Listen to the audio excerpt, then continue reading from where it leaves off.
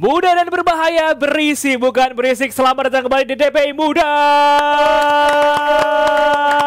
Finally we are back, guys. Akhirnya setelah minggu kemarin Timnas D ya. Kita merelakan gak ada DPI demi kemenangan 2-0 atas Arab Saudi. Masih sampai sekarang euforianya. Masih sampai. Masih berasa dong. Bahkan sekarang kita kedatangan tamu langsung dari Venezia. Iya. Ada Bang Jayces, apa kabar Bang Jayces? Halo, Bang Jay. I'm from Venezia. Iya. Bang Jay. Bang Jay, kemarin ada Bang Jay Citayam kan? Ini Bang Jay Depok. Udah jelas. Introducing. Yoi, gimana? Ada Akbar hari ini tamu setelah kita balik lagi ya dengan formasi seperti biasa, ada gue Dazov, ada Faye dan juga Sarba kita, Rizal Pahlevi, dan kita kedatangan Akbar. Gimana perasaan lu? Ya, gua sungguh excited ya. Mantap. Sangat. Ya, ini merupakan pengalaman baru buat gua. Say thanks dulu sama orang tua, sama keluarga di Terima rumah. kasih buat teman-teman dan juga buat keluarga yang sudah mendoakan dan juga selalu support ya. Alumni KPI. Iya, Rajin dia KPI. Rajin, bro. Makanya nih Jebret Tim nih, jangan lupa datang di KPI Komunitas Pandit Indonesia setiap hari Kamis jam 7 malam di Pasti Bisa Coffee Pancoran. Let's go, kita mulai hari ini ya. Kalau biasanya kita ngomongin soal MU di awal-awal ya, ngomongin soal Premier League gitu kan. Ini kita ngomongin liga yang sebenarnya nggak begitu familiar buat Gen Z terutama ya, karena Gen Z kan biasanya tuh ngomonginnya Premier League, terus ya Barcelona, Madrid, Champions League. Kita ngomongin soal Serie A. Karena fun fact ya, kemarin kita sempat bikin apa namanya semacam survei gitu. Dari 100 orang fans tim Serie A itu cuma 2 orang. Jadi 2% dari 100 orang ini. Gila ya. Ini kemarin survei kita adain waktu ada DPI offline, DPI episode 1000, ada 100 orang yang kita survei dan cuma 2 orang itu adalah fans Serie A. Karena ternyata 75% penonton DPI adalah Gen Z, dan ya kita bisa bilang Serie A tuh liganya boomer lah, liganya milenial lah, milenial gitu. IPL ya. Iya. Fans Serie A tuh Pak Ismail waktu itu. Bener Pak Ismail tuh. Bener. Pak Ismail, bener dia tuh Serie A. Tapi menurut kalian kenapa Serie A di musim ini, beberapa musim terakhir mungkin ini udah gak familiar untuk Gen Z, atau mungkin gak relevan juga, atau mungkin karena tampilan tayangannya, atau mungkin emang persaingan liganya, atau kayak pemain-pemain yang udah habis eranya baru pindah ke Serie A gitu? Ya gue sih beruntung, pas gue mulai nonton bola itu gue masih ngeliat Serie A tuh lagi jaya-jayanya gitu. Dalam artian masih jaya lah, dalam artian AC Milan waktu itu emang di Liga mereka nggak banyak juara AC Milan, karena pas gue nonton mulai Serie A tuh yang banyak juara justru Inter kan. Tapi gue ngeliat AC Milan tuh tetap salah satu raksasa banget bersama Ancelotti, karena di Champions League DNA Eropanya berasa banget. Tapi kalau ngomongin setelah itu, khususnya setelah 2010-an ke atas, ya jelas gue ngerasain banget emang Serie A itu ada penurunan yang cukup drastis ya, bisa dikatakan pemain-pemain kualitas juga nggak banyak lagi di sana. Abis itu justru tim-tim yang abis juara kayak contoh Milan, Inter waktu itu juara, jarang banget mereka bisa mempertahankan pemain bintangnya gitu. Apalagi setelah mereka juara, mempertahankan pemain bintang sulit, mendatangkan pemain bintang juga sulit bagi mereka. Jadi menurut gue itu salah satu faktor yang bikin Serie A tuh makin tergerus oleh zaman. Terlebih pesaing-pesaingnya kayak Serie A kan lagi kita bahas ya, kayak Premier League, abis itu La Liga, justru makin berkembang dari segi pemain dan juga dari segi marketing. Jadi menurut gue Serie A nih ibaratnya udah jadi Serie B di Eropa lah, benar-benar turun kelas. Bahkan Serie A-nya sendiri menurut gue pendapatan tim-tim gedenya musim lalu masih kalah dari Luton Town kan, dari segi pendapatan. Jadi menurut gue emang sangat mengkhawatirkan sih Serie A itu. Ya kalau kita bisa berbicara masalah pemain bintang, sebutin Mal, coba pemain bintang yang ada di Serie A dalam 5 tahun ke belakang. Oke, kalau sekarang ya sebenarnya kalau pemain bintang banyak ya, cuman kita tahu mungkin ada beberapa pemain di Juventus seperti misalkan ada Miralem Pjanic, atau misalkan ada Icardi juga pernah di Inter Milan.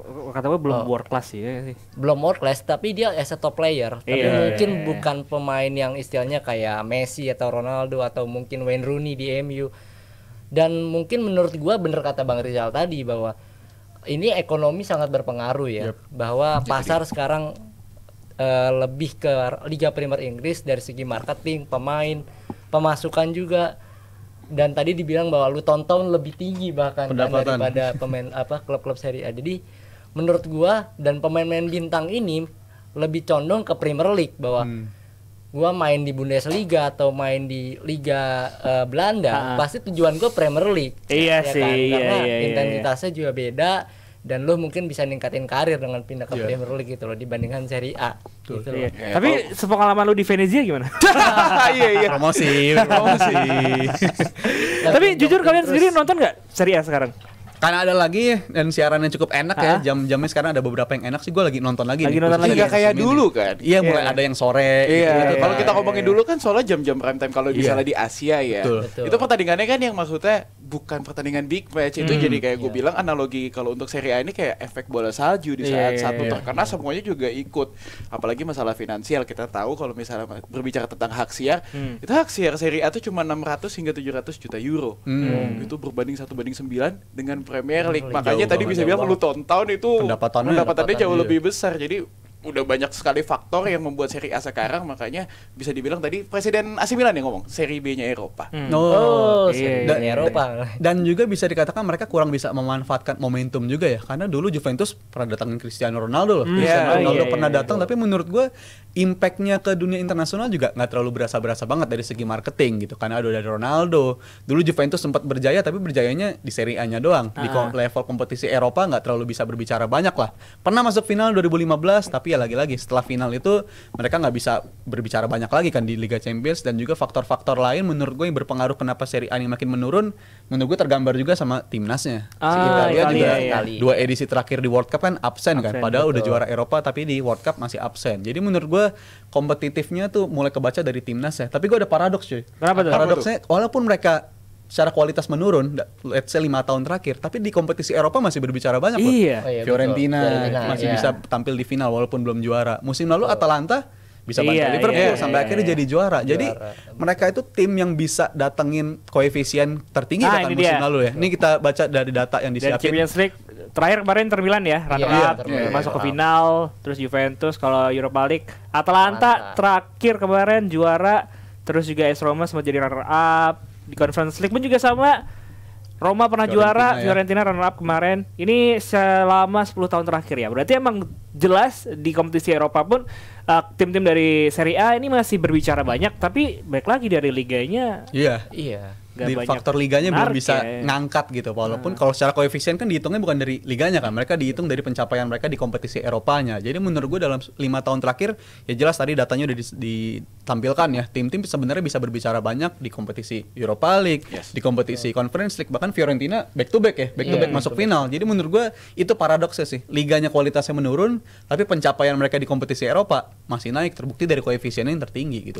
Kalau menurut lu gimana? Dan alasannya kenapa walaupun masih berbicara banyak di Eropa, di liga-liga Eropa, tapi kenapa masih gak relevan nih buat Gen Z nih? Ya karena gini, mungkin ya banyak pemain-pemain sekarang yang jarang pindah ke Serie A. Dan pemain-pemain Serie A, klub-klub Serie A kita tahu dengan mungkin masalah ekonomi tadi ya, dan daya tarik, bahwa mereka ngambil nih pemain-pemain yang bukan world class, tapi pemain-pemain yang bisa dikatakan hanya top class. Gitu loh. Misalkan dan udah habis masanya, biasanya udah mau pensiun tuh. Nah, mungkin untuk level Serie A masih cocok ya karena memang kualitas liganya. Kayak misalkan Lukaku, dia kan bolak-balik tuh dari Chelsea dipinjemin ke Roma, kan sempat ke Roma juga, terus dipinjemin lagi ke Inter Milan. Dan juga banyak pemain lain kayak misalkan dulu ada Edin Dzeko, dia ngambil pemain-pemain yang istilahnya udah habis nggak kepake di Liga Primer, diambil nih ya kan. Secara nama mungkin dia masih bersinar, tapi kualitas udah menurun. Gitu. Iya sih. Tapi malah justru kebalik deh. Kenapa kalau katakanlah di Premier League mereka udah habis masanya, balik mereka ke Serie A, mereka malah menunjukkan sisi positifnya, kayak katakanlah sekarang yang lagi bersinar McTominay, De Gea gitu kan, Smalling bahkan kemarin. Sebelumnya ada Victor Moses, Aslian gitu ya. Sampai Abraham. Unik sih ya. Mereka failed di Inggris udah dibuang, bahkan pas pindah ke Serie A bisa nyelamatin karirnya lagi kan, kayak Oliver Giroud ya kan. Ini emang faktor beda kasta kah liganya, emang Premier League lebih baik atau mungkin karena emang pemainnya doang yang nggak bisa bersaing di Premier League dan ke Serie A mereka menunjukkan yang positif gitu. Menurut gue murni dari segi kualitas ya. Dari segi kualitas mungkin dia udah decline kalau di Premier League gitu. Udah secara intensitas permainan kan kalau lu perhatiin juga beda banget kan antara di Premier League dan juga di Serie A. Jadi menurut gue faktornya dari situ dia pindah ke liga yang secara permainan jauh lebih lambat sebagainya, dan menurut gue itu yang membantu mereka gitu. Dan secara sistem Victor Moses dulu paling gue inget tiba-tiba jadi bagus banget gitu. Setelah dibuang dari Chelsea pindah kok jadi bagus, Aslian juga demikian. Jadi menurut gue faktor-faktor itu yang berpengaruh, dan juga secara sorotan mungkin media Inggris suka melebih-lebihkan kan, bisa melebih-lebihkan, dan justru pemain-pemain ini ketika jauh dari sorotan yang berlebihan itu malah tampil tanpa tekanan. Scott McTominay sekarang kompilasinya videonya jago banget gocek-gocek bahkan. Gila nih orang bisa gocek-gocek sekarang.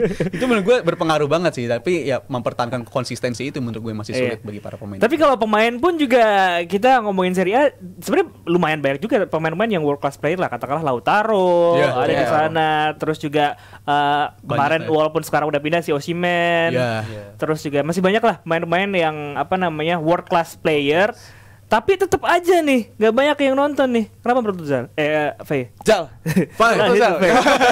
Faye maksud gue masih tetap berkaca dengan ini sih, hak siar dan juga waktu main dari para tim-tim besar ini. Jam tayang ini biasanya kan tim-tim besar seperti Juventus, Napoli, Inter Milan, AC Milan itu biasanya ditaruh di jam 2 pagi, jam 3 pagi waktu Asia ya.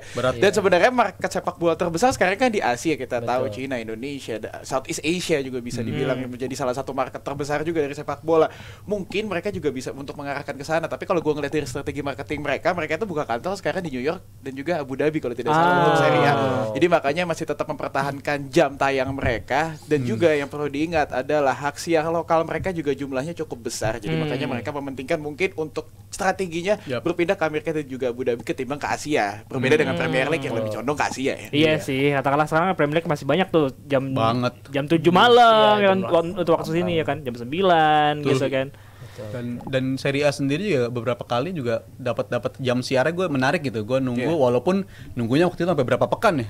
6 pekan 7 pekan baru dapat kepastian hak siar di Indonesia ya waktu itu ya. Nunggu cukup lama, tapi ya jelas tim-timnya bisa dapat hak siar ini lebih tinggi lagi, dan menurut gue mereka lagi dalam proses rebound sih, karena dalam proses 5 tahun terakhir mereka juga paling terdampak sama Covid tuh Liga Serie A setahu gue dibandingkan liga-liga yang lain. Jadi menurut gue masih proses untuk bisa rebound lagi. Beberapa tim juga mulai menunjukkan kepemilikan ini mau investment lagi, dan menurut gue itu harus disambut dengan baik, karena terbukti gue kangen banget ngeliat kayak 2 musim terakhir tuh AC Milan tampil di Eropa tuh rasanya 3 musim terakhir ya sejak dan musim ini pun bisa ngalahin Madrid. Sempat ngalahin Madrid, gue tuh bener-bener kangen karena ini tim yang emang secara DNA, secara kualitas ini emang layaknya tuh di Champions League. Gue nambahin juga dari strategi marketing dari Serie A juga, mereka juga akhirnya sekarang menggandeng EAFC. Jadi sekarang itu kalau di game EAFC itu sekarang pemain-pemain Serie A itu sering banget di boost dari segi statistiknya. Jadi orang-orang tuh di komunitas sampai ngomong malah kayak, ini kenapa pemain Serie A semua sih yang jadi kartu promo, liga lain kok kayak gak dianggap. Ini mungkin jadi salah satu faktor juga. Mereka coba ambil market gaming yang memang dari segi penjualan itu puluhan hingga ratusan juta kopi. Nah ini bisa membangun presence mungkin dari gamenya nantinya. Oh jadi ngerti, oh iya ada Marcus Thuram di Inter Milan, striker bagus. Mungkin ada Matteo Retegui juga di Atalanta, ini juga striker bagus. Mungkin mereka coba untuk membangun presence dari casual gamer yang nantinya bisa beralih menjadi penonton sepak bola lah. Ya kayak ngomongin tadi EAFC ya, bahwa gua kan salah satu orang yang main ya. Coba gaduh kita kan. Jadi emang sebenarnya dulu kan namanya FIFA Ultimate Team ya. Dan itu dari 2015, dan di Indonesia ini belum banyak sebenarnya yang main. Lebih ke PES kalau dulu tuh.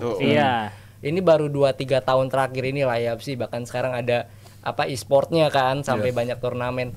Jadi bener kata tadi Bang Fai bahwa mungkin dengan strategi marketing ini mungkin bisa menarik gitu loh daripada Serie A ini.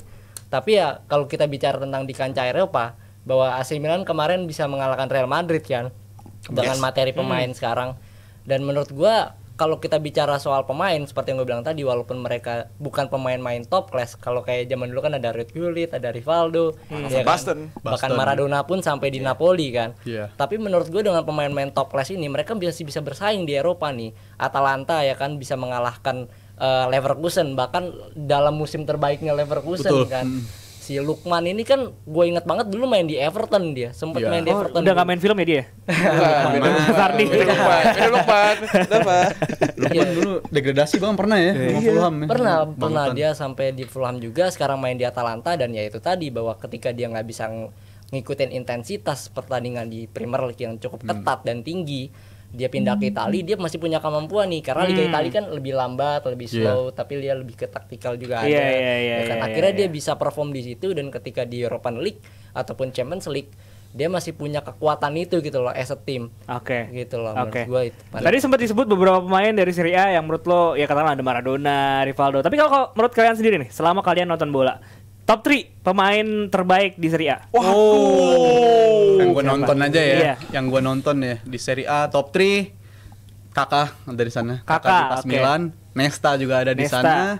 Itu 2010-an sebelum ya. Kalau untuk 2010 sampai 2015 mungkin gue dulu suka banget sama Buffon sih. Buffon kan tetap relevan Iya, ya. Buffon, Mau di dekade oke. 90-an, 2000-an sampai 2010-an tetap relevan. Jadi 3 gue Kakak, Nesta, dan Buffon. Maldini gue gak cukup banyak nonton soalnya. Orang got gue diambil. Yang mana tuh? Siapa? Buffon. Ih, Buffon mah relevan terus cuy. Iya, Buffon top Gila. notch lah, emang Gila, salah satu Buffon. kiper terbaik memang diproduksi oleh Italia. Iya, menurut Gua siapa sih, pertama pasti Buffon, Ha-ha. kedua Maldini karena gue juga ngelihat permainannya seperti apa. Yang ketiga ini mungkin agak sedikit berbeda. Ada 2 sebenarnya pengen gue masukin bareng. Antonio Di Natale atau Udinese, bro. Fabrizio Micoli. Ini beda nih kali Gue ini seneng nih. banget soalnya ngelihat pemain-pemain kecil kayak gitu, apalagi ngelihat permainan Italia, maksudnya ketemu back-back gede, Iya. mereka bisa lincah ngelewatin pemain. Gue seneng banget sih makanya Antonio Di Natale, dan juga kalau misalnya honorable mention Fabrizio Micoli. Kalau lu, Bar? Oke, kalau gua kan istilahnya nonton dari 2010 ke atas lah ya. Jadi kita fair-fairan aja. Istilahnya didominasi oleh Juventus kan. Gue ingat banget Juventus itu berenten juara. Iya, betul. Jadi mungkin pertama itu ada Buffon, itu udah pasti. Always. Oke, Buffon. Always. Di dunia pun mungkin Buffon masuk top 3 menurut gua. Oke. Ya, sepakat Oke. sih. Yang kedua ada Pirlo. Kita lupa sama Pirlo. Pirlo ini magis banget loh. Bahkan dia main di 3 tim Serie A ya, besar loh. Tim besar Iya. semua. Iya. Inter Milan, AC Milan, dan Juve. Juventus. Dan jarang banget kan pemain yang bermain di rival lainnya kan. Iya, betul, betul. Dia di lini tengah nih umpan-umpannya, dia ngatur tempo, itu luar biasa banget sih. Mempermalukan Johart juga ya. Betul. Johart dipanenkan.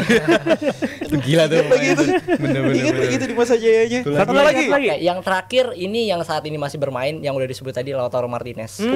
Karena menurut gua dia konsisten ya. Bahkan musim lalu aja dia top skor di Serie A, dan sebenarnya kalau misalkan Liga Serie A ini setara dengan Premier League ya, mungkin aja Lautaro Martinez bisa dapat Ballon d'Or menurut gua.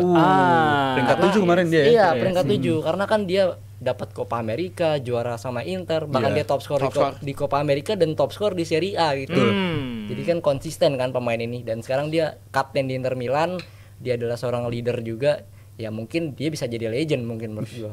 Itu dia, itu dia. Oke, that's it. Pembahasan kita soal. Oh ya, gue belum ya. Iya, gue pengen denger dari lu kali dah. Gue setuju sama lu tadi. Siapa? Gue seneng banget di era dulu gue main winning kan. Cah, Era winning. Antonio Di Natale, bro. Dan sekali ada sama Guerrilla. Enggak.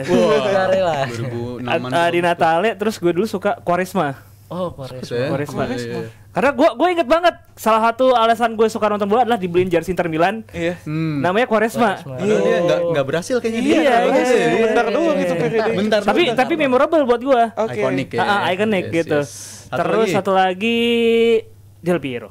Wah, itu Del Piero juga kelupaan Del lagi. Kita lupa loh Del Piero. Iya. Piero ya. Ada Totti. Ada Iya, Totti iya, juga, banyak iya. namanya sebenarnya. Juga ya. Pemain bagus-bagus, Betul. Pangeran Roma ya. Itu Pilihan dia. itu keren-keren sih asli. Keren-keren.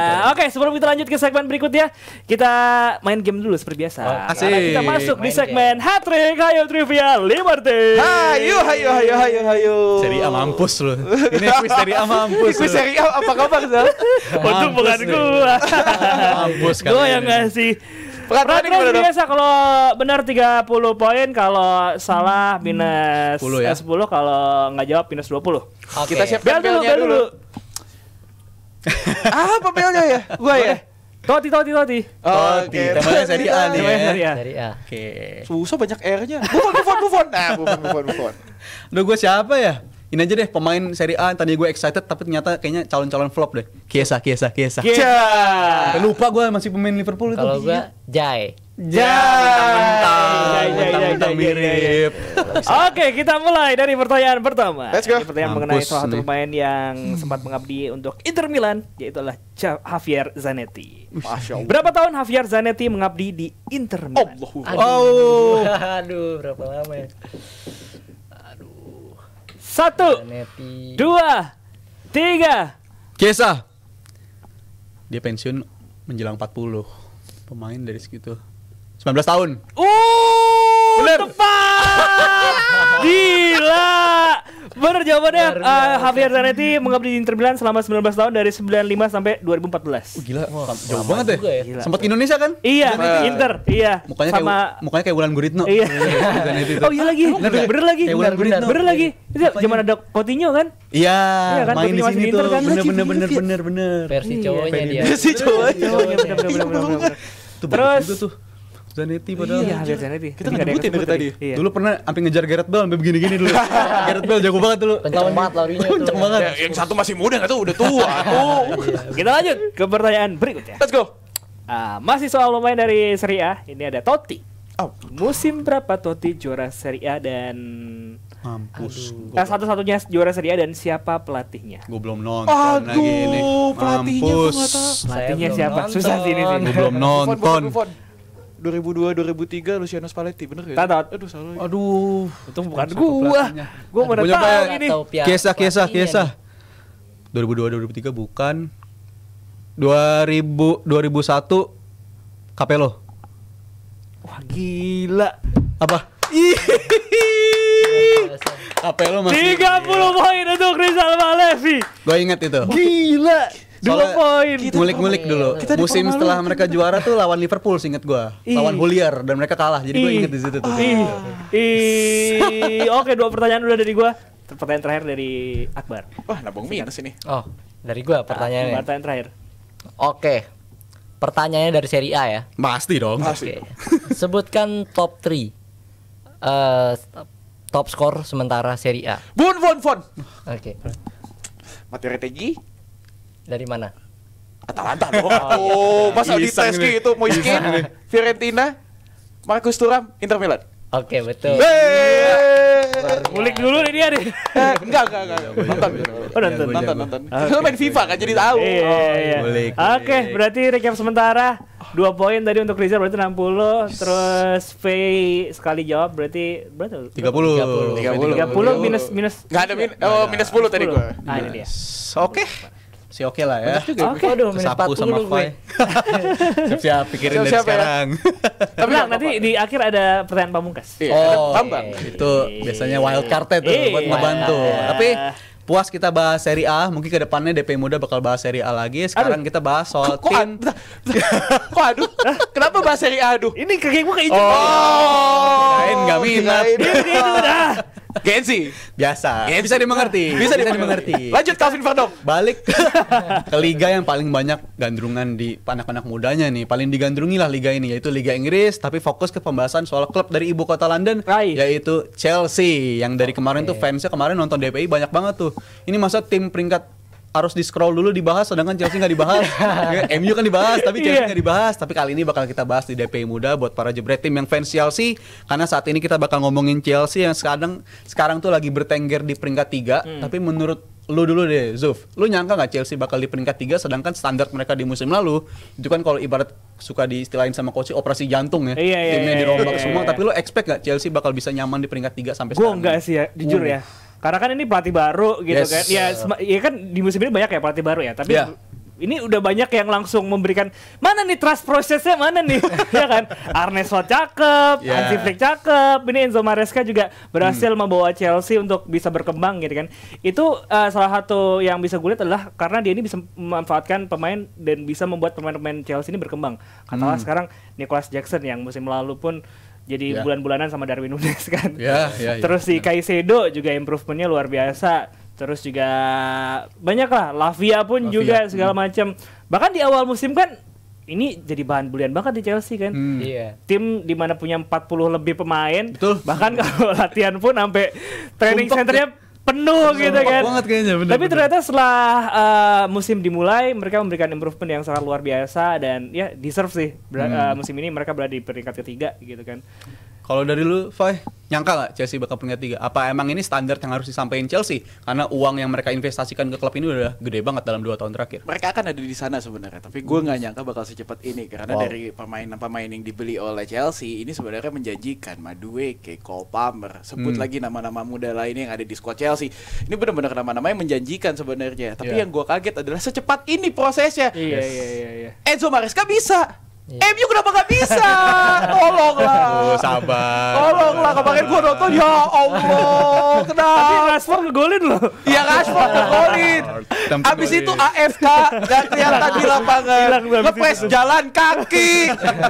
Allahu Akbar. Tapi Menurut gua dia mungkin satu gol cukup mungkin ya. Iya, udah ngerasa menang. Iya, Di situ. tapi gue jadi iri maksudnya sama Chelsea gitu jadinya, maksudnya di saat Chelsea bisa bangkit, MU belum bisa bangkit. Tapi gue sebenarnya juga waktu itu sebelum memulai musim ini gue berharap Chelsea bisa ada di top 4 mungkin. Yeah. Tapi ternyata sekarang melebihi ekspektasi gue, berada di top 3 sekarang. Tapi memang PR-nya satu, Apa tuh? menghadapi Big Six. Ah. Copa mereka nggak kelihatan. Oh, Benar sih. Ini I susah see. banget kalau gue bisa bilang lawan MU aja yang bukan Big Six. Ini Cole Palmer kayak ketutup nantinya. Nah, ini dia. Oh, ini ada Chelsea faktanya musim bahkan ini Chelsea lawan lawan Big Six musim ini LLDD. Ya, belum pernah menang Udah ya. 4 kali ketemu Iya. ya, 4 Iya. kali tim Big Six mereka lawan, dan lawan City laga pembukaan mereka kalah 0-2 sekaligus laga debutnya Maresca waktu itu ya. Habis Iya. itu kalah dari Liverpool di Anfield, seri lawan United Van Nistelrooy, dan terakhir seri dari Arsenal. Kalau lu ngeliat sendiri nih Bar dari penampilan Chelsea musim ini, apa emang mereka kalau lawan tim Big Six tuh belum bisa ngelawan, tapi yang paling terpenting kan menurut gue lu bisa menang lawan tim yang harusnya bisa lu kalahin kan. Dan iya. itu yang dilakuin Chelsea nggak menurut lu? Betul, karena musim ini kan panjang ya, bahwa ada 38 pertandingan Betul. dan ada 19 tim yang akan lawan. Dan sebenarnya balik lagi bahwa ini kan rombak total ya, bahwa banyak pemain yang keluar dan mengambil pemain-pemain muda. Nicholas Jackson kan dari Villarreal juga sebenarnya nggak terlalu Iya. main banyak ya. Betul.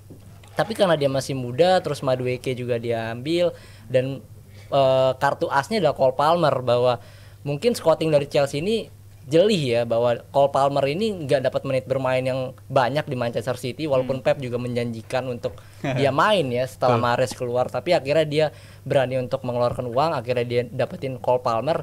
Dan menurut gua dengan banyaknya pemain yang awal-awal kita hujat nih, banyak ini Chelsea mau bikin apa sih akademi Benar. SSB kali ya, Katalognya banyak banget tuh soalnya. Betul, Benar, makanya. benar. Tapi ternyata ini berimpact gitu loh. Dan menurut gua strategi manajemennya juga bagus, bahwa dia memisahkan, dia bikin dua tim antara Premier League dan juga Conference League kan. Iya. Dan itu menurut gua membantu banget. Jadi pemain-pemain kayak Cole Palmer itu kan nggak main kan, bahkan nggak ada di squad saat menghadapi Conference League. Iya, benar. Dan akhirnya pemain-pemain yang nggak bermain ini bisa lebih fit gitu. Iya. Dan itu berpengaruh banget menurut gue. Dan kalau bicara lawan Big Six ya, itu tadi bahwa memang secara kualitas pemain Manchester City, Arsenal, bahkan Liverpool sekalipun, Chelsea masih di bawah mereka menurut gue. Yeah. Kalau untuk secara materi pemain ya. Tapi bukan tidak mungkin, kita masih ada beberapa pertandingan masih banyak banget ya. Nanti akan ketemu MU juga, ya kan, nanti akan ketemu City lagi. Takut lo emang lawan MU? Lawan Spurs.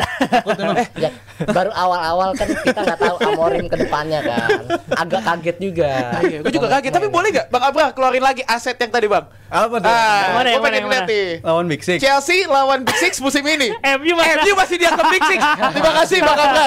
Masih. Terima kasih Bang Abra. Menurut gua masih. Masih ya ternyata ya? Masih. Bukan Big 12 ya? Nggak, gue kira Big 13 or 14 gitu kan kemarin sempet Tapi balik lagi ke pemain-pemainnya dulu nih sebelum gue bahas si Maresca. Kalau menurut lu sendiri perkembangan pemain siapa sih menurut lu paling improve di musim ini? Karena kalau menurut gue milih Jackson. Iya, Karena sama, gue betul. pernah bilang di episode PP Muda keberapa juga kalau dibandingin sama Nunes, gue masih milih Jackson loh. Kalau iya. menurut tuh siapa yang paling improve? Sama sih, gue setuju sama kata-kata lu. Jackson salah satu pemain yang di musim Paling. ini paling improvement di bawah Gravenberch ya. Oh, Tetap yang paling improvement Pemain-pemain Gravenberch. paling improve. Tapi kalau kita ngomongin soal pemain-pemain di Chelsea. Chelsea sekarang, PR-nya satu sih, konsistensi gitu. Karena Cole Palmer kan tipikal pemain yang bukan big game player kan. Bahkan terakhir kemarin gue ngeliat lawan Leicester juga jelek banget ya. Iya. Terus juga katakanlah Madueke kemarin juga setelah hat-trick kalau nggak salah Ya, udah sempat hilang abis hilang, itu. iya. Bahkan lawan Leicester pun jelek banget. Ada banyak peluang yang dia sia-siakan gitu. Jadi itu yang masih jadi PR untuk Enzo Maresca, konsistensi dari pemain-pemain ini. Tapi kalau fokus ngomongin soal Nicholas Jackson tadi, gue ngeliat dia improvementnya adalah dia sekarang nggak melulu untuk mencetak gol. Wah. Ya kan? Ya. Dia ngasih kesempatan buat temennya untuk mencetak gol. Jadi ya kita lihat aja asisnya di musim ini kan cukup banyak juga kan. Jadi dia udah tau lah celahnya. Kalau dia ngegolin nggak bisa, ya udah umpan aja ke temennya. Karena gue juga merhatiin tuh ketika dia nggak ngegolin pun perannya masih sangat berguna Iya, gitu iya, buat tim, karena kerap kali dia ngelakuin itu. Tapi kalau lihat dari pemain-pemain lain, menurut lo masih ada lagi nggak yang paling improve? Karena kan mereka transisi dari kepelatihan kan, dari Pochettino sekarang ke Maresca. Kalau menurut lo pemain-pemain itu ada nggak yang lebih improve lagi? Gue sempet kaget ngelihat Caicedo main. Betul. Nah, Moises sepakat Caicedo. gua. Pas lawan MU itu gue kaget banget di saat gue berekspektasi Enzo Fernandez kemarin kena kasus Chelsea bakal berantakan, tapi Yeah. Caicedo itu ngasih keseimbangan di lini tengah. Betul. Dan menurut gue salah satu faktor kuncinya ya dia karena Iya. memang dari minute play juga dia menjadi pemain Yap. Chelsea terbanyak sekarang, bahkan melewati Robert Sanchez. Kiper padahal. Kiper padahal yang nggak pernah diganti, tapi Caicedo masih main lebih banyak. Dan menurut gue Caicedo pun tandemnya siapapun itu, mau Lavia, mau Enzo Fernandez, ini benar-benar membawa Chelsea kepada tempat yang seharusnya sekarang sih. Walaupun memang gue bilang lebih cepat, tapi Caicedo menjadi salah satu faktor. Plus juga gue bilang pemain-pemain Chelsea yang banyak tadi itu membuat daya kompetisi di tim mereka itu jadi bagus. Jadi membuat Caicedo jadi mau coba untuk compete di starting 11. Enzo pun juga di sisi kanan Madueke ada Pedro Neto di sana. Pedro Banyak Neto. banget Iya. pemain di sana dan Pengalaman itu yang squadnya membuat gede. Enzo Maresca nyaman untuk memilih starting 11. Gila, squadnya emang tebal banget Tebal sih. banget. Tapi kalau menurut dengan Iya. squad yang tebal ini, tapi kalau kita ngeliat aset tadi yang udah ditunjukin sama tim, mereka belum menang lawan tim Big Six ya. Sejauh ini mereka masih belum menang. Tapi menurut lu seberapa kuat mereka bisa bertahan di top 4 dan apakah dengan komposisi squad yang ada, komposisi squad yang bisa dibilang sangat-sangat muda ini, rata-rata umurnya, mereka bisa sampai berjuang sampai akhir nggak di top 4 kayak begini? Ya menurut gua untuk top 4 agak berat ya. Berat Tapi menurut lu? Menurut gua berat. Karena masih ada MU. Masih ada MU. Ini makanya di mana? Oh, masih MU. Gini. Anda menyinggung saya itu. Bukan, gua jelaskan. Sarkas sih, jangan-jangan. Sarkas ini dia. Sarkas sih. Karena menurut gua tim-tim kayak Spurs, tim-tim kayak MU ini Iya. kan masih struggling ya Iya. di awal dan kita nggak tahu kedepannya kayak gimana. Spurs kemarin menang 4-0 lawan 4-0. City kan.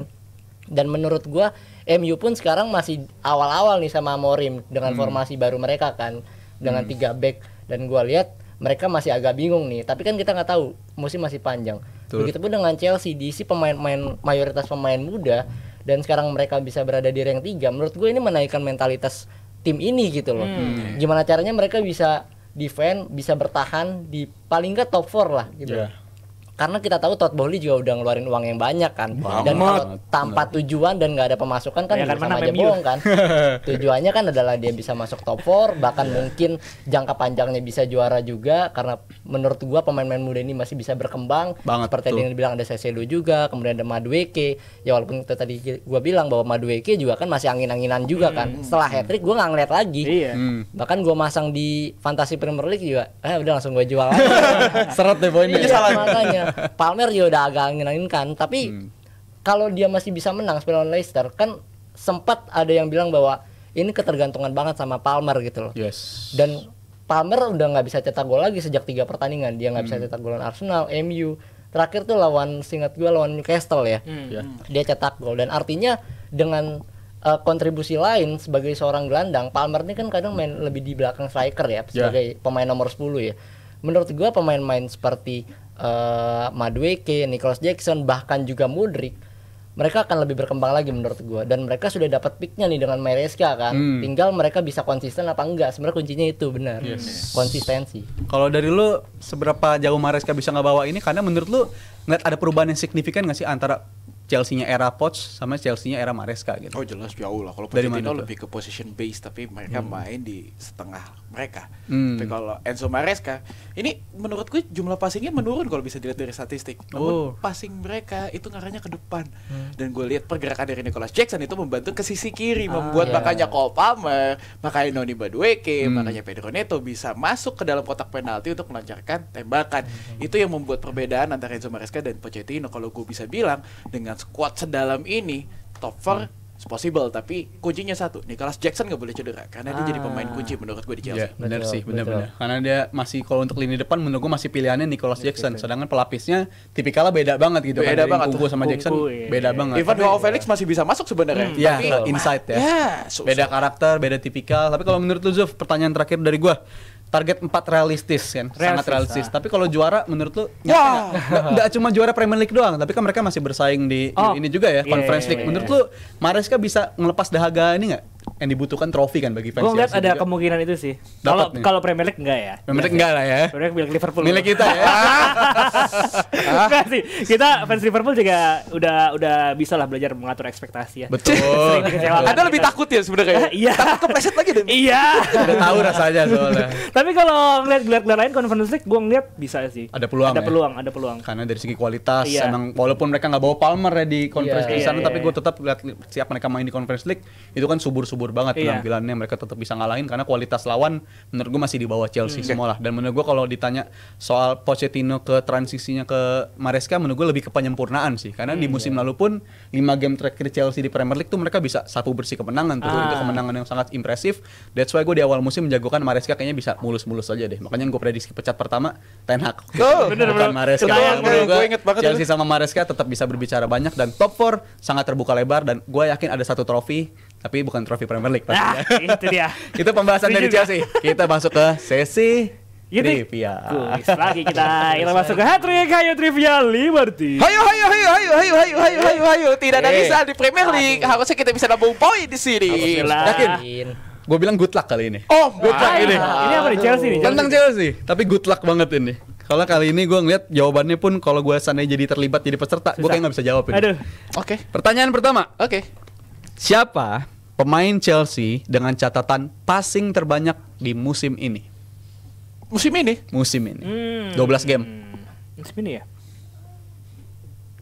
Siapa ya? Buffon. Moises Caicedo. Tetot. Belum. Toti. Yes. Enzo Fernandes juga bukan. Jay. Siapa? Cole Palmer. Sayang. Bukan juga. Gue tebak back ya? Back dong. Kan build up dari bawah. Gue tebak ya. Body Shield. Salah juga. Ada semuanya udah pasti salah. Colwill kayak. Itu dia. Levi Colwill. Gue sempet expect dia bener loh. Iya. Cole Palmer lagi. Sayang banget karena jawaban yang bener adalah Levi Colwill dengan 861 passing. Karena dari secara permainan, secara natural dia emang selalu expect bola ke kaki dia. Karena ball playing defender banget lah. Jadi Colwill memimpin catatan dengan pemain dengan passing terbanyak di Chelsea sejauh ini. Kita masuk ke pertanyaan kedua sekarang. Oke. Ini juga susah. Karena pas gue nonton bola pun dia udah gak main di Chelsea sebenarnya. Siapa pemain Chelsea dengan assist terbanyak ke-10? Lagi. Sepanjang masa mereka. Ke-10. Tuh gue kasih clue tuh. Pas gue nonton dia udah gak main di Chelsea waktu itu. Pas lu nonton dia udah gak main di Chelsea. Kalau susah ini. Aja Bang. Ada clue nggak? Sama kayak zodiak ini mah tidak akan mendapatkan poin. Ada clue nggak? Ada clue nggak? Negara dikit lah. Clue. Clue-nya bagi gue doang ya. Mungkin gue doang yang tahu nih jadinya nih. Tapi dia pernah hampir nyetak gol di semifinal lawan Liverpool di 2004-2005. Buffon. Coba. Eder ke Johnson. Ini dia jawabannya. Lo ngomong gitu gue langsung inget. Gila, masih inget loh. Padahal itu clue-nya bagi Liverpool doang itu inget padahal. Lupa bro. Pemain Chelsea dengan assist terbanyak ke-10 sepanjang masa mereka adalah Eder Johnson dengan total 27 assist. Di eranya dia main di era buat Ranieri dan juga Mourinho ya waktu itu di eranya Mourinho 27 assist karena pas gue nonton Chelsea dia udah pindah ke Barcelona waktu itu. Barcelona. Jadi Fai bisa nabung poin kali ini. Congrats Fai. Pertanyaan dari gue. Pertanyaan nyeleneh ya gue bisa bilang ya. Pertanyaan gue udah 2 tuh. Terakhir dari lo sekarang. Aduh. Oke, sekarang pertanyaan dari gua Liga Indonesia ya mungkin. Enggak. Liga Tetap Premier League. Liga Indonesia di sini. Urut. Kaget gue. Nanti disimpan buat akhir. Oke, Premier League ya. Premier League. Apa tuh? Ya pulang dulu yuk. Ya lama juga ya. Gua mikir dulu. Itu pertanyaan itu aja. Oke. Itu aja pertanyaannya ya. Ini. Gua ada. Ada. Chelsea juga ya karena kita bahasan kita Chelsea ya. Asik. Siapa pemain paling sukses asal Romania di Chelsea? Buffon. Aduh. Adrian Mutu. Salah. Hah? Masih bukan? Salah. Romania. Mate. Romania mutu loh. Gue tunggu dah deh. Gue hitung dulu dah. Gue bantu hitung ya. Gua ngeblank bro. 5 4 Aduh. 3 Romania. 2 Ke Dazuf dulu aja. 1 Terot. Enggak deh, gua ngeblank bro. Ya, tidak ada yang jawab berarti. Gue belum nyoba. Oke. Ya, coba. 1 2 Aduh kampret lah. 3 Tetot. Siapa? Posisi. Siapa, Bang? Oke, jadi jawaban yang benar itu adalah dan Petrescu. Mampus. Siapa?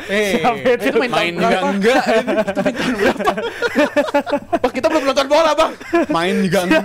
Gua enggak tahu itu tahun berapa. Jujur nonton itu. Belum nonton. Pantes. Tapi dia salah satu pemain yang sukses di Chelsea. Wah, itu lu cenayang gitu ya.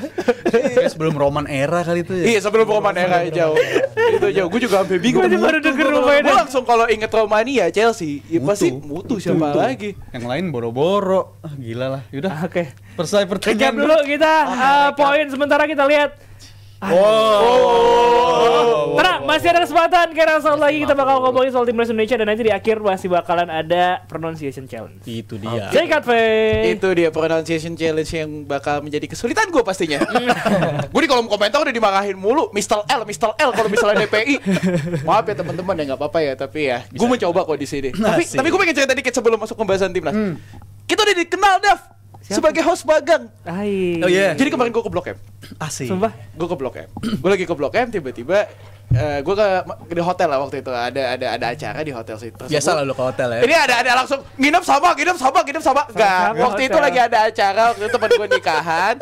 Sampai akhirnya Dari malam tapi lu di dari sana? malam di sana. Oh, berarti Udah biasa lah. Sama teman gua dong. Udah biasa. Sama teman gua dong. Udah nggak apa-apa kalau Langsung iya juga nggak ini apa-apa. Nah, masalah astagfirullahaladzim. sama cowok cewek. Sama cowok dong. Wah, makin bahaya nih sama cowok nih.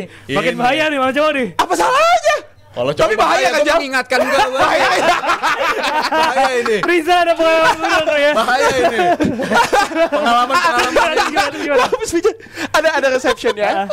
Itu gua lama banget di reception. Ada kali 15 menit. Sampai akhirnya pas gue udah ngasih kunci dia ngomong, "Bang, yang di DPI muda ya." Hai. Asik. Muda. Pertama kalinya gue dikenal. Gila, gua juga seneng Terus gua. nyebut Dazuf, nyebut Rizal. Hai, mantap. Hotel mana ntar kita coba ini nih? Hah? Hotel mana tuh? Ada di Blok M. Oke. Itu persis di Pengkolan. Shout out untuk Kenzi. Terima kasih banyak. Mantap. Selalu menjadi penonton setia dari DPI Muda dan juga program-program lain. Nice, dari mantap. Jepret Media. Thank you. Kita akan masuk ke dalam topik selanjutnya. Ini dia topik yang ditunggu-tunggu karena Sintayong sudah merilis 33 nama yang akan dibawa ke Asian Championship 2024. Kita bisa lihat tadi nama-namanya siapa aja yang didominasi oleh pemain dari usia 22 tahun ke bawah. Yang menarik adalah kalau bisa gue bilang di posisi kiper. Kalau kita tahu di posisi belakang, oke, kita punya nama-nama berpengalaman. Begitu juga di pemain tengah dan juga penyerang. Tapi di posisi kiper, 2 pemain dari Liga 2, 2 pemain dari kelompok umur. Persaingannya bakal seperti apa nih, Sal?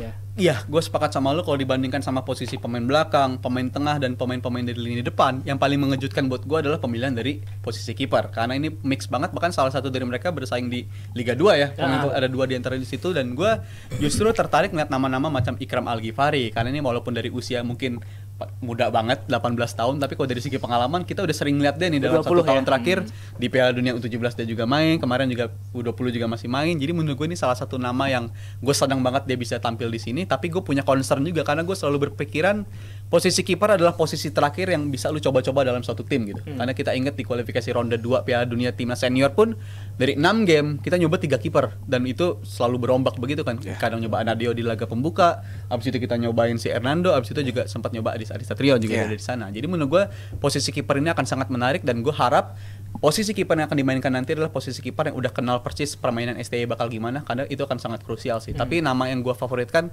jelas Ikram karena punya pengalaman dan menurut gue itu sangat dibutuhkan di kelompok usia U22 ini ya. Walaupun nggak ada aturan U22 ya, tapi kita menurunkan skuad kayak begini gue menjagokan si Ikram kayaknya. Iya, tapi salut sih gue sih di mana Sintayong memberikan kesempatan untuk pemain-pemain muda gitu kan. Kalau tadi kata Rizal Ikram Al-Ghifari, tapi menurut gue salah satu pilihan utama bagi Sintayong di Piala AFF nanti adalah Cahya Supriyadi. Kenapa? Walaupun dia dipinjamin ya ke FC Bekasi karena dia Persija kan. Tapi dia jadi pilihan utama di Persija di mana dalam 9 kali pertandingan dia udah nyetak clean sheet sebanyak 5 kali. 5 kali clean sheet. Jadi si Cahya Supriyadi ini walaupun kita jarang melihat dia di timnas. Terakhir timnas tuh era kelompok umur dia. Kelompok umur ya, kelompok umur. Supriyadi. 17. Tapi ini bakal jadi salah satu pilihan utama bagi Sintayong karena kalau kita lihat tadi Ikram Al-Ghifari walaupun dia mentereng di timnas kelompok umur, tapi dia bukan pilihan utama di Semen Padang. Bahkan di musim ini dia belum bermain sama sekali di Keram Al-Ghifari. Dan ada Erlangga Setio juga, di mana dia juga belum jadi pilihan utama, baru main 3 kali di musim ini. Jadi menurut gua Cahya Supriyadi masih bakal menjadi pilihan utama bagi Senayan. Erlangga yang jangkung banget ya. Erlangga 96 juga. Gila, kiper tinggi banget. Cahya Supriyadi itu anak buahnya Coach Akmal. Masih info. Tapi kalau misalnya Akmal nih, lihat nih. Akbar. Oh iya. Kebawa ini. Terima kasih sudah diingatkan. Kebawa quotes tadi. Bagus deh kalian. Yang ada R-nya. Peka deh sama gue. Dihindarin. Akbar ada R-nya. Jadi Jay, gimana Jay? Lihat persaingan di posisi kiper nih. Ada 2 kiper Liga 2, ada 2 kiper kelompok umur. Lu jagoin siapa? Ya, I think boleh boljuk deh. Bener. Bang Jay Depok, Bang Jay Depok. Terus pendapat ya sama Bang Dabjus bahwa Gabriel Jesus. bahwa posisi kiper ini akan ditempatkan oleh Cahya Supriyadi ya. Dan ini Supriyadi menunjukkan bahwa Sintayong ini nggak melulu naturalisasi kok. Istilahnya dia juga ada tim mungkin untuk scouting pemain-pemain muda karena dia ini kan emang benar-benar regenerasi kan. Iya. Karena kalau yang gua lihat juga walaupun udah keluar nih masih banyak yang protes nih dari beberapa netizen juga kan kayak mana Lili Pali atau misalkan mana pemain-pemain yang lagi bersinar sekarang ya kan di Liga 1. Tapi menurut gua karena dia benar-benar motong generasi, dia usia rata-ratanya itu kan sekarang 24,4 kalau nggak salah. Kalau ini kayak 20,5. Lebih udah lagi. Kalau di AFF ini. AFF ini 20,5 ya, dan dengan adanya 4 kiper berarti kan punya opsi yang cukup banyak ya bagi Sintayong, dan ini masih ada waktu sampai dengan Desember nanti untuk menentukan pilihan utama. Tapi menurut gua sih kayaknya Cahya Supriyadi yang akan menjadi pilihan utama karena dia juga pernah bermain di timnas juga dan juga dia merupakan akademi dari Persija juga ya. Dia sempat bermain beberapa match juga di Persija, punya kualitas yang bagus juga. Gue nonton dia di timnas juga lumayan oke. Pilihan utama di timnas kelompok umur dia pilihan utama, dan sekarang dipinjemin di FC Bekasi pun menurut gue dia menjadi salah satu andalan juga ya di FC Bekasi saat ini yang lagi bertarung di Liga 2. Jadi menurut gue nomor 1 menurut gue Cahya Supriyadi. Ya 5 clean sheet dari Cahya Supriyadi pastinya menjadi dia di pilihan terdepan ya. Dapat HP bro kalau main bagus dia. Iya lagi gue ngeliat tuh kontennya. Dia main bagus dapat HP. Bonusnya banyak lah. Bonusnya banyak. Tapi gue ngeliat juga dari posisi kiper ini kan banyak sekali hal-hal yang menarik yang bisa kita bicarakan. Kita masuk ke outfield ya. Ini banyak juga pemain-pemain, kalau gue bilang artinya ada 29 pemain yang beberapa nama pemainnya ini cukup mencolok nantinya. Bisa dilihat nanti dari list namanya. Tapi kalau menurut lo, Zal, ada nggak satu nama yang mencolok yang menarik perhatian dari lu bisa nantinya bersinar ataupun nanti bisa melanjutkan tongkat estafet menuju ke timnas senior? Menurut gue ya nama-nama seperti Mikel Tata ya. Mikel Tata Persebaya di musim ini juga di Liga lagi bagus, yang Persebaya bersaing di papan atas, total 5 clean sheet juga dia udah raih, dan menurut gue ini nama-nama yang mengejutkan dan bisa jadi wild card lah istilahnya untuk Piala AFF nanti, karena pemain-pemain ini jelas STI memperhatikan performa mereka di klubnya kan. Jadi menurut gue ini nama-nama yang menarik, walaupun dari pemain-pemain yang lain menurut gue ini juga sangat menggembirakan ya. Kita bakal ngeliat Asnawi dan Pratama Arhan yang kayaknya bakal dapat kesempatan yang lebih banyak di turnamen seperti ini, dan dia hitungannya udah senior lah ya.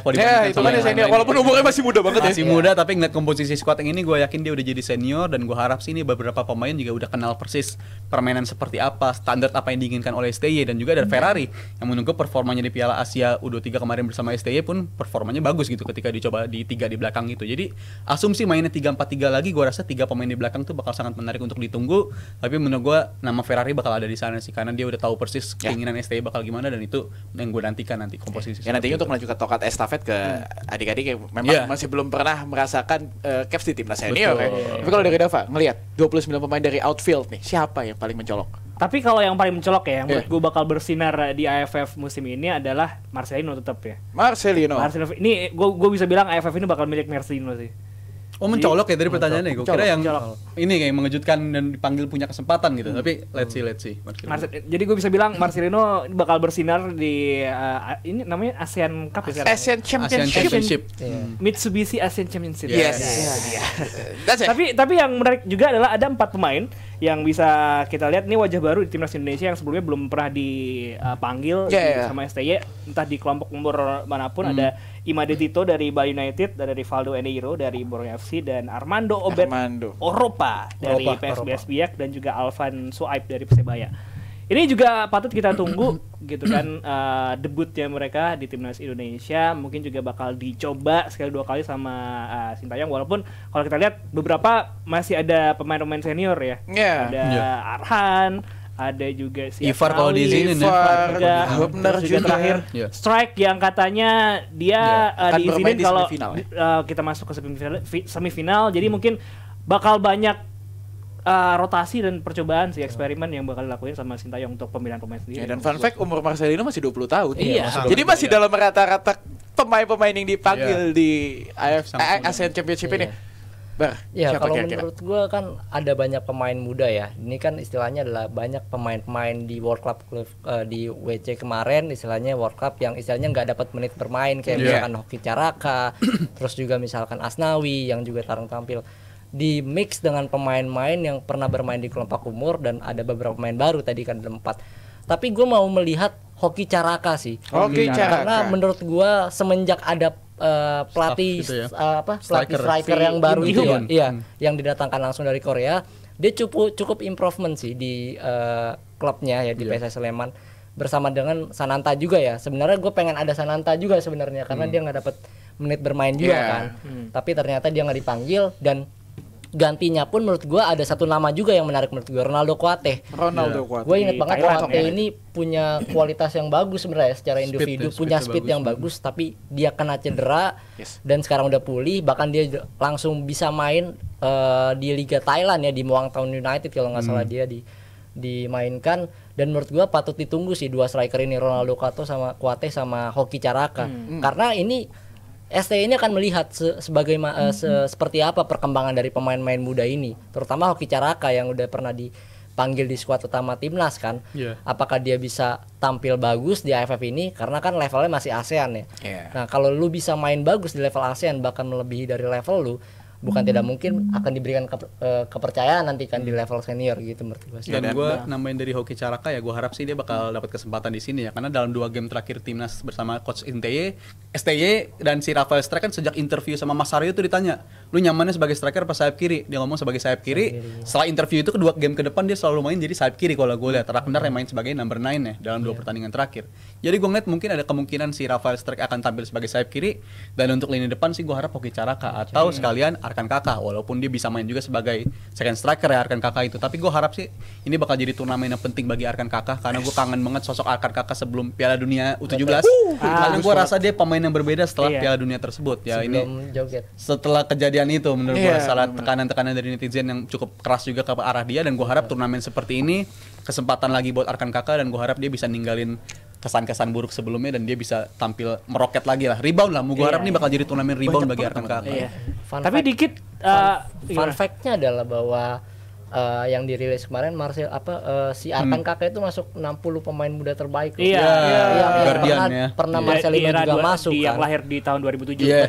Betul. Ini menarik lah bisa dinamakan. Tapi salah satu yang menarik adalah ini sebagai Wong Solo ya. Asik, banggaan nih. Gue sedikit nih karena Piala AFF kali ini dipindah, yang awalnya kita home base-nya di GBK dipindah dulu ke Stadion Manahan Solo. Dimana ini juga terakhir kemarin AFF U17 timnya Matthew Baker dan kawan-kawan kemarin juga berkandang di Stadion Manahan Solo. Ini sebenarnya salah satu stadion yang oke sih. Gue bisa bilang ini mini GBK.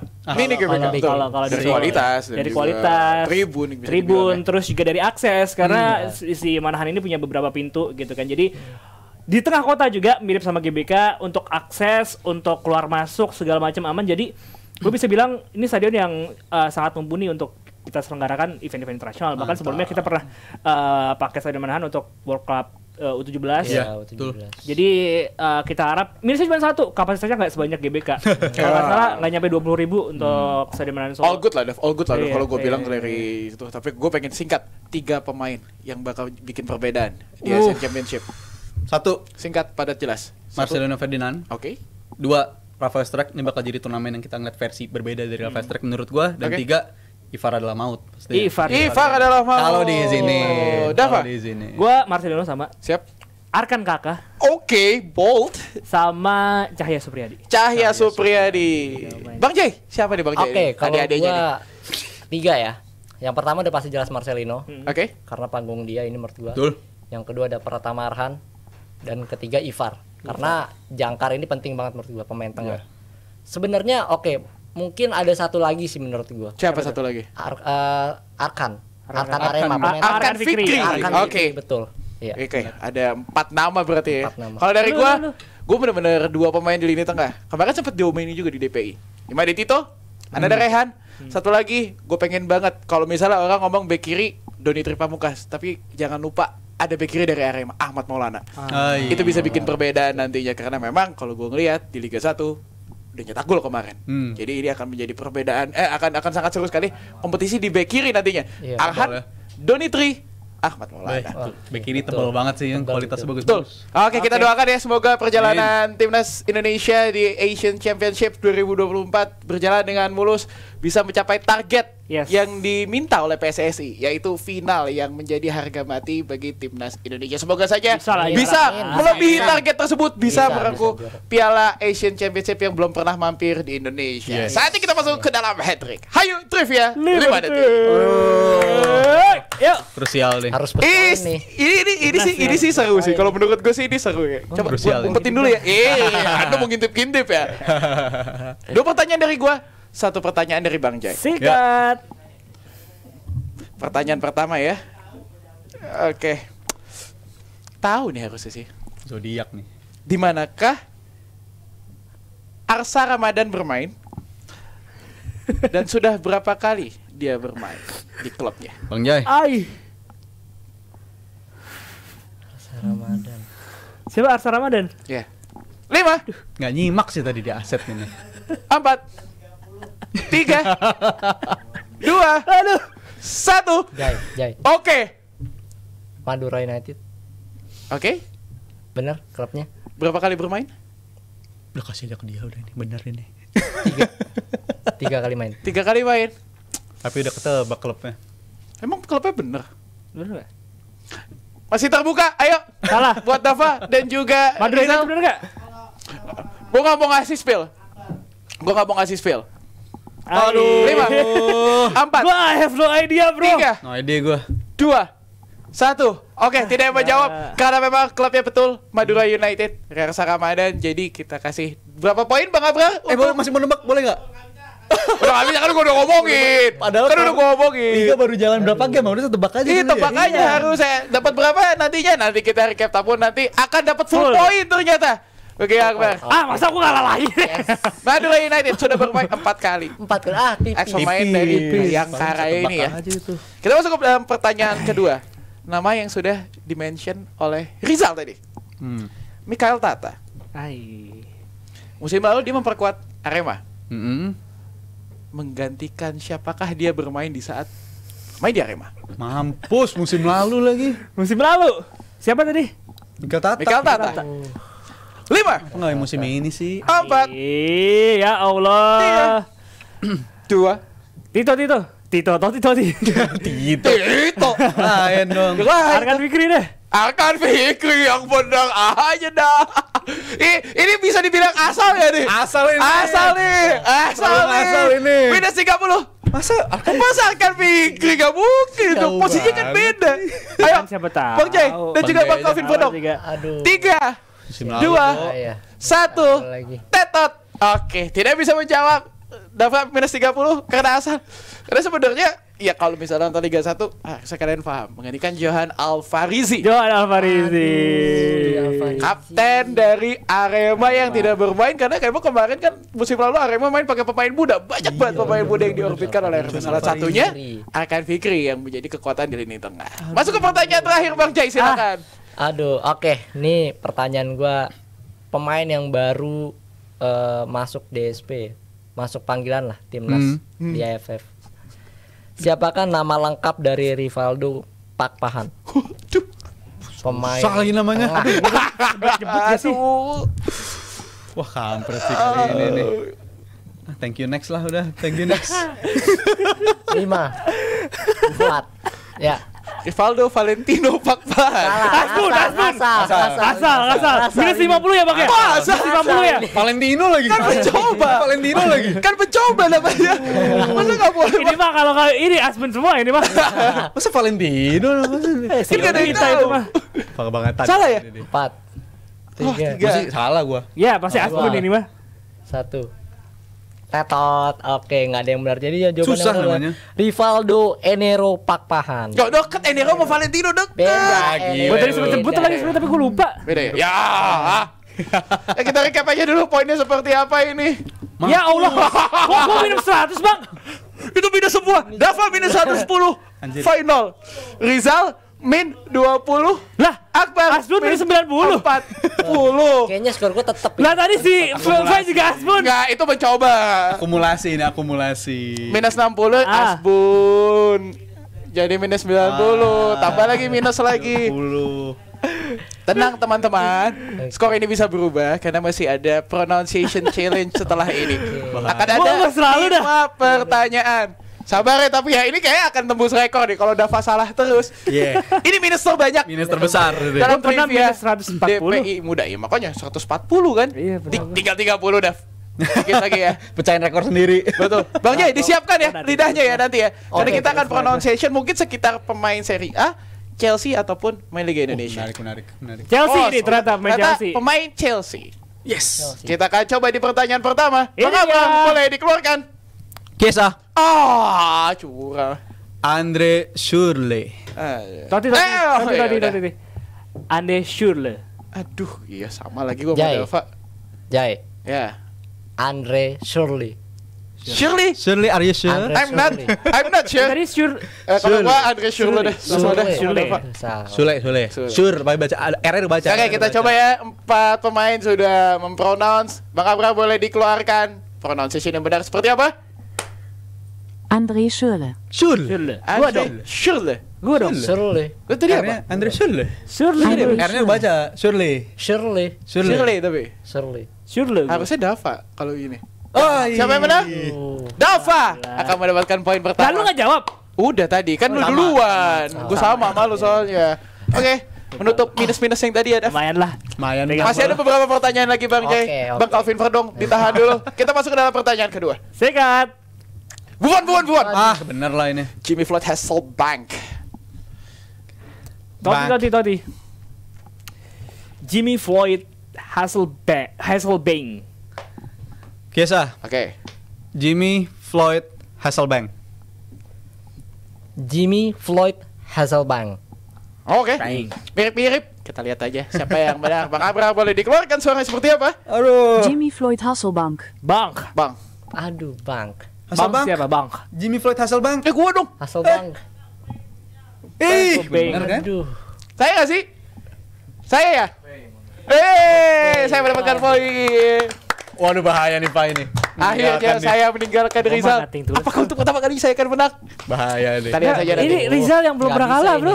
Oh iya. Tapi ini masih bisa nih. Masih bisa fluktuatif nih. Iya, makanya ayo dikejar Dav. Ayo Dav, minus lu banyak banget Dav. Ayo kita masuk ke dalam pertanyaan ketiga Bang Abraham silakan.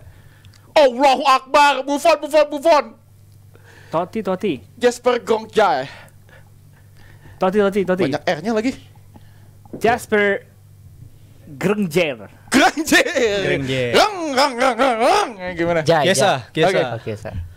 Jasper Gronkshire. Aks. Gronkshire. Gimana? Gronkshire. Grengjer. Gronkshire. Bang Jai, how to pronounce his name? Jesper Grongher. Sikat dan jawabannya adalah siapa yang benar? Jesper Grønkjær. Konker. Gak ada yang benar. Hongker. Jesper Grønkjær. Yang mana ini dia? Konker gak ada yang benar sih. Grongher. Ini siapa yang benar? Harusnya nggak. Harusnya sih gak ada yang benar kalau gue denger ya. Nggak Nggak ada yang benar ya? nggak ada yang benar. Alhamdulillah tidak terkejar poin saya.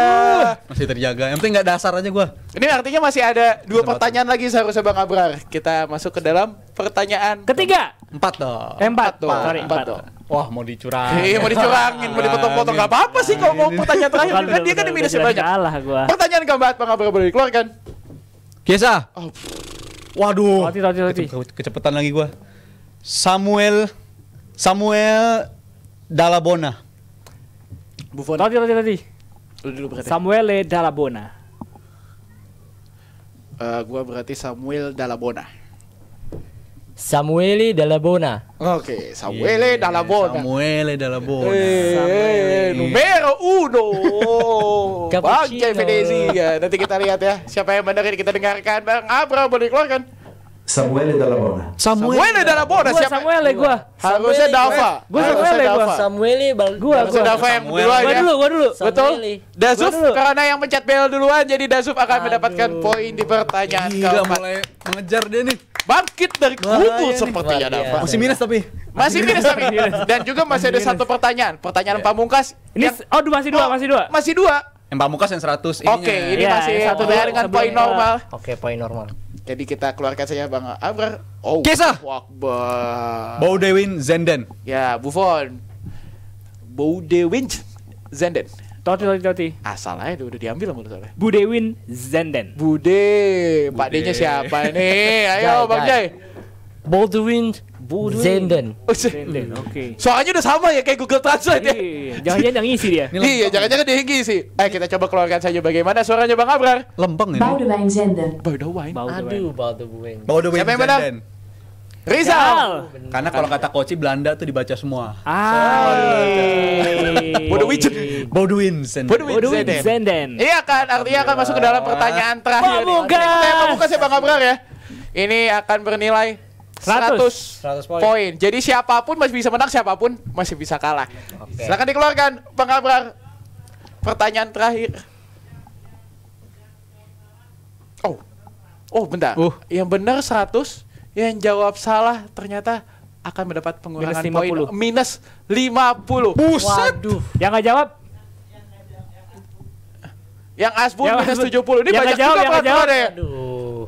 Ini bahaya juga nih ya. Mulai otak-atik aturan nih ya. Iya, mulai atak-atik aturan nih. Regulasi diatur-atur nih Bang Abrar nih. Bahaya nih. Udah keluar Kiesa, pertanyaannya. Kiesa, Ya Kiesa. Allah, Akbar. Kiesa. Toti. Fraud Grodas. Toti. Frode Grodes. Jai. Frode Grodas. Frode Grodes. Sudah pasti saya tidak bisa pronounce seperti itu ya.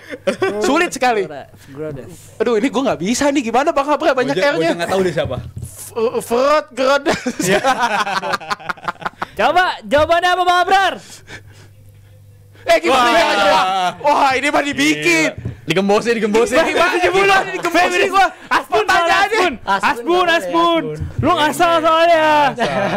Gimana? Mulut gua yang asal kayaknya. Kita keluarkan Ini aja jawabannya. bagaimana pronounce-nya. Mengapa? Grodos. Buset. Aduh, Gimana? Grots. Grodos. Hah? Nggak ada yang bener ini mah. Ada yang benar ya? Grodos. Ini nggak ada yang benar. Grodos. Nggak ada yang benar. Nggak ada yang bener. Apa udah. Bang Abrar nggak ada yang benar. Gak ada. Nggak ada. Nggak ada yang benar ya? Gak ada. Tidak ada yang benar. Kita lihat saja perhitungannya seperti apa. Atau ini. masih ada kesempatan Bang? Tidak ada. Kita hitung dulu nanti skornya. Orang gak ada Grodas. Minta kesempatan Iya. serius. Grodas. Baca Coba dulu. kita recap dulu sementara. Kita lihat lagi itu. Tapi gimana nih Akbar? Pertama kali di DP Muda, akhirnya selalu sering tampil di KPI Betul. gitu kan. Betul. Ngerasain panggung. Ini setnya DPI gitu kan. Iya. Setnya biasanya di sini ada Koci, ada Iya. Adiani, sekarang ada lu juga di sini gimana? Ya ini pengalaman berharga buat gue ya. Masukin CV abis ini. Pas pertama kali dikabarin tuh kan lewat DM ya sama Bang Rizal. Dia udah minta nomor gue, itu gue udah langsung deg-degan. Ini fun fact-nya. Bar gue minta nomor lu. Waduh, DP Muda nih. Karena Kamis lalu gue Kamis sebelumnya ya. Kamis lalu waktu di KPI gue semoga ada kesempatan gitu kan sama DP Muda kan istilahnya. Jadi setiap Kamis gue tampil di KPI, acara KPI, di situ gue coba untuk sharing sama teman-teman karena menurut gue itu program yang bagus banget. Jadi gue mau terima kasih juga. Mantap. Thank you juga Karena Jai. ada program itu benar-benar membantu orang-orang ataupun teman-teman yang mau komunikasi ataupun interaksi soal bola gitu kan ada wadahnya dan sekarang alhamdulillah diundang di Asik, DP mantap. Muda. Yoi. Terima kasih untuk Jebret Media. Oke. Depan bisa improv. Terima kasih Akbar ya. Thank you, Udah mampir Akbar. DP Muda, tapi kita lihat dulu nih ya recap sementara. Bukan sementara, recap Lu mau akhir. ada kuis lagi? Kita lihat Recap saja. akhir. Tipis banget sama Akbar minus Verify. 10. Dava minus 110, Five minus 50, Rizal minus 50 dan Akbar minus 100. Berarti kita Tenang. pemenang bersama. Ini pertama kali minus semua ya? Iya, betul sekali. Ini mungkin pertama kalinya Pertama kali ya. Iya. dalam hat trick Hayu Trivia 5 detik Iya, minus ternyata pemenangnya minus semua. 50 minus 50. Namun Yoi. kita tunggu kontennya Dava nanti di IG dari Jebret. Ay, kalah mulu. But yes, thank you so much teman-teman. Thank you. Thank you. Episode DPI Muda hari ini, thank you juga Jebret Team udah nonton episode DPI Muda hari ini ya. Kita bakal ketemu lagi di DPI Muda selanjutnya. Bye bye.